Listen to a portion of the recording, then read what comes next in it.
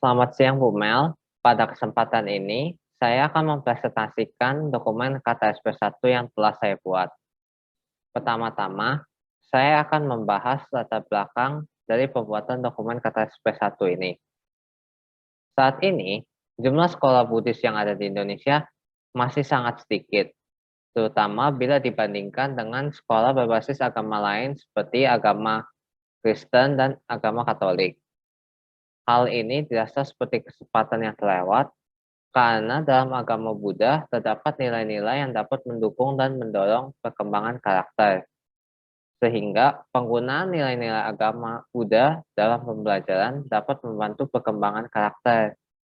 Apabila sebuah sekolah Buddhis baru akan berdiri, maka kerjasama dengan lembaga Buddhis dan Cetia serta wihara akan diperkuat. Sehingga dengan dibuatnya dokumen KTSP1 ini, diharapkan sekolah Buddhis SD Dharma Sutanto dapat didirikan. Selanjutnya adalah analisis SWOT atau Strength, Weakness, Opportunity, and Threats dari SD Dharma Sutanto.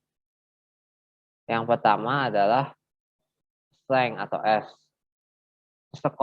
Yang pertama, sekolah mengintegrasikan ajaran dan kebiasaan dalam agama Buddha pada kegiatan sehari-hari, sehingga siswa dapat memahami dan mendalami agama Buddha dengan lebih mudah.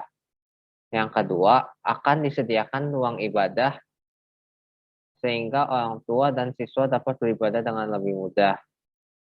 Pada pembangunan, akan dibangun sebuah cetia yang berbentuk satu ruang besar yang dapat digunakan sebagai ruang ibadah, sehingga siswa dan orang tua dapat menggunakannya untuk beribadah. Kemudian yang ketiga, kebanyakan sarjana beragama Buddha memiliki kompetensi pedagogi dan karakter yang baik. Terus yang keempat, penggunaan model dan metode pembelajaran interaktif dan kreatif. Lalu yang kelima, implementasi kegiatan agama Buddha dalam kurikulum seperti hari raya, ibadah mingguan, dan lain-lainnya. Lalu kemudian pada bagian weakness, yang pertama adalah kekurangan biaya untuk memiliki perlengkapan belajar dan ibadah yang cukup. Hal ini dikarenakan seperti yang tercantum pada poin 3, kurangnya buku pelajaran sehingga siswa harus berbagi, dan poin 4 serta semua poin yang ada di weakness.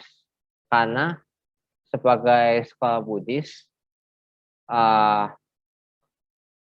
uang biaya sekolah tidak bisa dibuat terlalu mahal karena harus bisa diakomodasi oleh yang kekurangan. Karena salah satu ajaran dari agama Buddha adalah untuk menolong siapapun tanpa memandang apapun dan tidak meminta balas budi. Sehingga sebisa mungkin meskipun termasuk sekolah swasta, harus bisa mengakomodasikan yang kekurangan, sehingga biaya sekolah tidak bisa dibuat terlalu mahal. Itu dia dari weakness-nya. Lalu yang untuk opportunities, yang pertama, sekolah Buddhis di daerah Jelambar masih tidak terlalu banyak, sehingga pilihan untuk sekolah Buddhis di daerah Jelambar itu masih terbatas.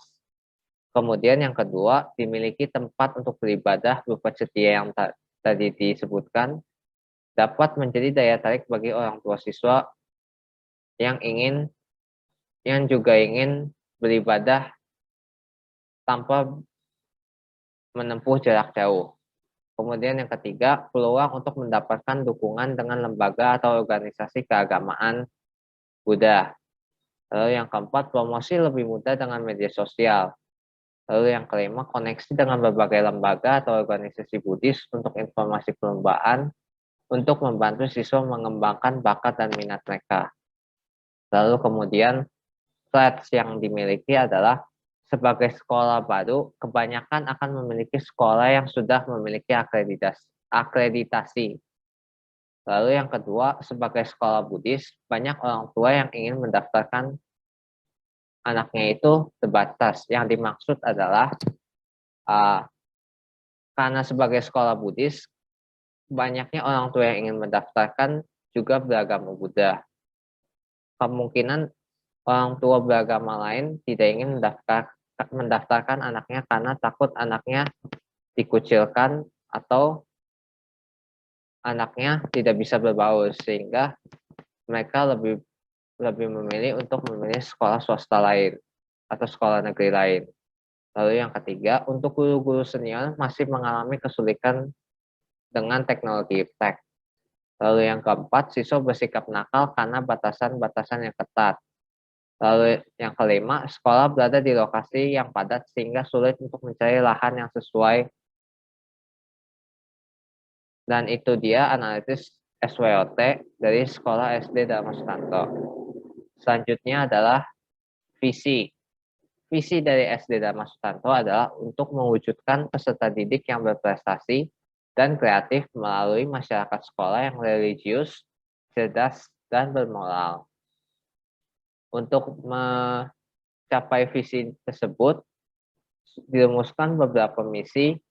Yang pertama adalah menyelenggarakan pendidikan yang bermutu dengan rencana pembelajaran inovatif. Lalu yang kedua, mewujudkan lingkungan sekolah yang menanamkan nilai-nilai agama Buddha dalam keseharian. Lalu yang ketiga, meningkatkan prestasi peserta didik dengan pengajaran yang aktif dan kreatif. Lalu yang keempat adalah membangun karakter dan perilaku peserta didik untuk menjadi individu yang rendah hati dan penuh kasih sayang dengan sesama. Nah, dari visi dan misi tersebut dapat dirumuskan tujuan dari sekolah, yaitu untuk menciptakan pelaksanaan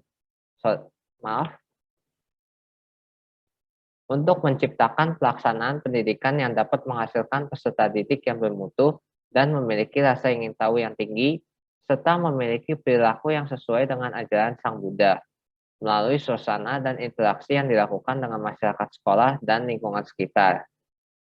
Moto untuk SD Dharma Sutanto adalah raih masa depan dengan disiplin diri dan melalui tantangan secara kreatif, inovatif, dan berdharma. Selanjutnya adalah struktur kurikulum. Struktur kurikulum adalah sebuah konseptualisasi yang digambarkan dalam bentuk mata pelajaran, posisi mata pelajaran dalam kurikulum, distribusi mata pelajaran dalam semester atau tahun, dan beban belajar untuk mata pelajaran serta beban belajar setiap minggu. Berikut adalah struktur yang sudah dirumuskan dalam bentuk tabel. Untuk materi IPA kelas 1, 2, 3 dan materi IPS kelas 1, 2, 3 akan terintegrasi dengan muatan lokal. Lalu segala muatan lokal yang berhubungan dengan seni dan bahasa daerah akan diintegrasikan ke dalam mata pelajaran seni budaya dan prakarya. Lalu semua muatan lokal yang berhubungan dengan permainan daerah dan olahraga akan diintegrasikan dengan pendidikan jasmani, olahraga, dan kesehatan. Lalu selain dari kegiatan intrakurikuler, terdapat juga kegiatan ekstrakurikuler berupa pramuka, unit kesehatan siswa, mading, ICT atau ekskul komputer, seni tari, dan seni musik. Lalu terlihat ada kelompok A dan kelompok B. Kelompok A adalah mata pelajaran yang didapat dari pusat. Lalu kelompok B adalah mata pelajaran yang didapat dari pusat dan dilengkapi dengan konten lokal. Selanjutnya adalah kalender pendidikan. Kalender pendidikan berikut diadaptasi dari kalender pendidikan Provinsi DKI Jakarta. Perubahan yang dilakukan untuk kalender pendidikan ini tidak terlalu banyak. Yang berubah hanyalah penambahan 4 hari raya atau 4 hari spesial, yaitu Hari Raya Maga Puja, Hari Suci Asada, Hari Suci Katina, dan Hari Raya Waisak yang merupakan 4 hari nasional dari agama Buddha. Untuk penambahannya, pada kalender Juli 2021, pada tanggal 24 akan ditambahkan jadwal untuk perayaan Hari Suci Asada, dan juga pada kalender Juli 2022 Hari Asada akan jatuh pada tanggal 13. Namun karena tanggal 13 masih masa pengenalan lingkungan sekolah, maka diputuskan untuk diundur seminggu agar siswa bisa beradaptasi dengan lingkungan sekolah terlebih dahulu. Lalu kemudian pada kalender November 2021 terdapat ditambahkan untuk perayaan Hari Suci Kartina pada tanggal 5 November.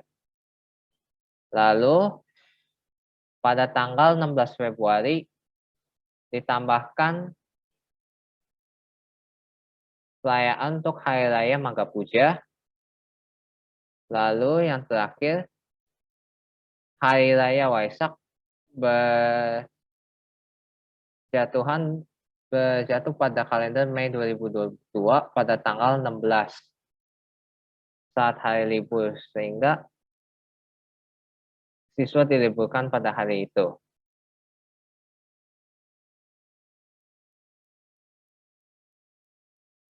Sekian presentasi saya tentang dokumen KTSP 1 yang telah saya buat.